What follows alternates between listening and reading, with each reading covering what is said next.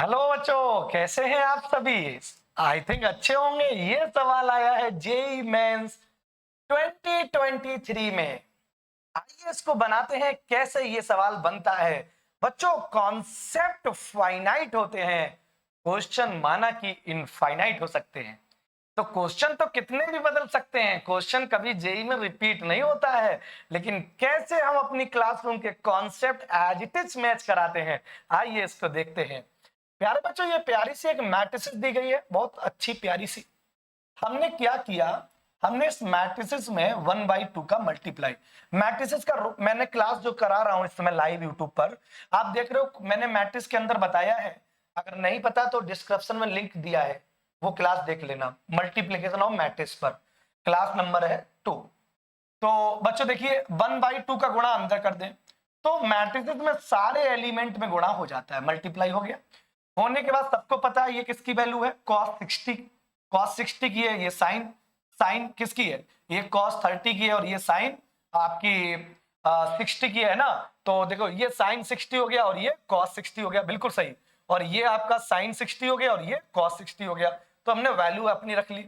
रखने के बाद बच्चों, अगर आपको याद हो मेरा लेक्चर, तो इस तरह की जब मैट्रिक्स में पढ़ाता था cos theta sin theta minus sin theta cos theta, तो अगर इस तरह की मैट्रिक्स है, एक्चुअल में ये ऑर्थोगोनल मैट्रिक्स है, तो इस पर कोई भी पावर करते हैं तो जो इसका एंगल है उसमें उस पावर का मल्टीप्लाई हो जाता है, सिंपल सी बात है।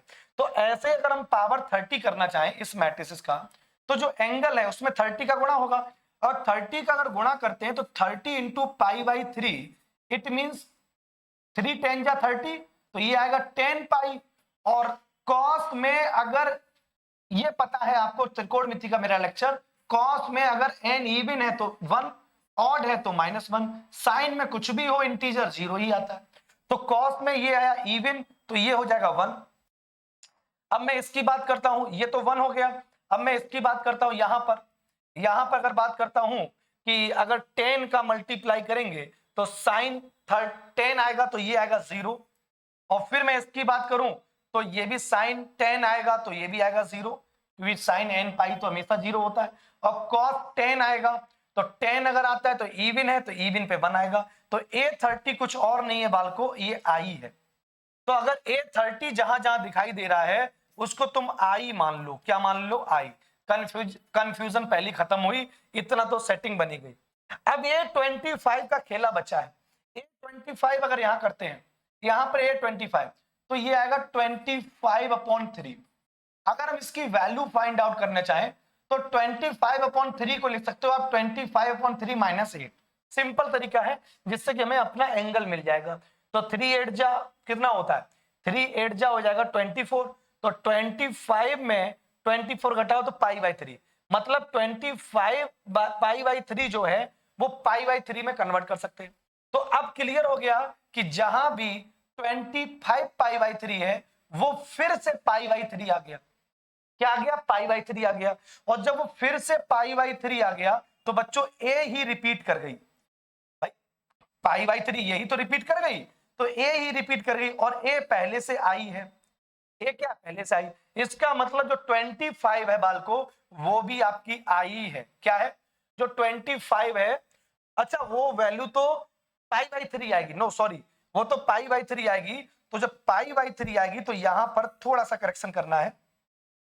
अगर 25 करते हैं तो यहां पर डायरेक्ट नहीं करेंगे, 25 हमारा किस में कन्वर्ट हो जाएगा? पाई/3 में।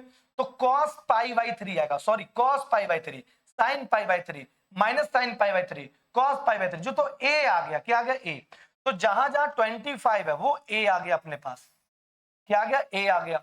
जहां जहां 25 है वहां वहां a लिख सकते हैं, a लिख सकते हैं, a लिख सकते हैं। अब बच्चों देखिए, ये i है, ये a है, तो ये इक्वल तो आ नहीं रहा है।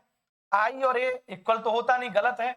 यहां पर ये ए है और ये माइनस का ए है, कैंसिल हो गया।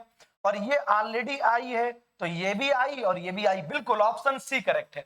ऑप्शन सी करेक्ट है। तो बच्चों इस सवाल में कुछ था ही नहीं।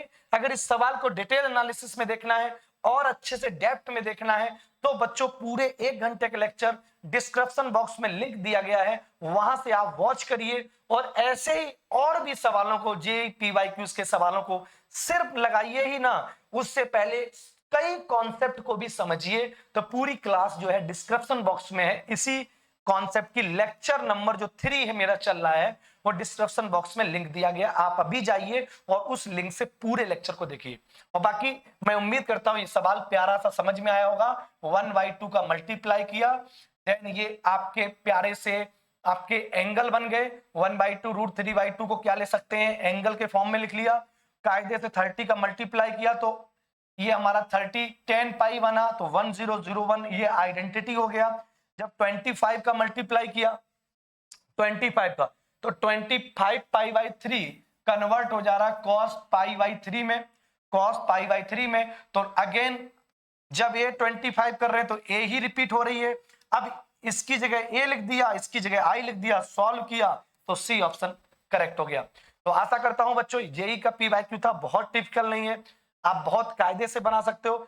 जो भी थ्योरी हम पढ़े होते हैं वही थ्योरी तो लगा रहे हैं, पावर करना, त्रिकोणमिति में एंगल का नॉलेज लेना और फिर उसको सॉल्व करके वैल्यूज को पुट करना और इक्वेशंस को सॉल्व करना। तो कुछ नया नहीं है, कॉन्सेप्ट वही है। आप मेरे साथ जब पढ़ते हैं ऑफलाइन में तो हम आपकी ब्रेन ट्रेनिंग इतनी सवालों से करा देते हैं कि वहां कितने भी सवाल चेंज हो जाएं, लेकिन रिदम और सीक्वेंस और पैटर्न चेंज नहीं होता है। आपको ऑटोमेटिक समझ में आ जाएगा कि यहाँ पे ये करेंगे, यहाँ पे ये करेंगे, क्योंकि सारे कॉन्सेप्ट को हम वेल अरेंज तरीके से सेट करा देते हैं माइंड में। Thank you so much watching this session.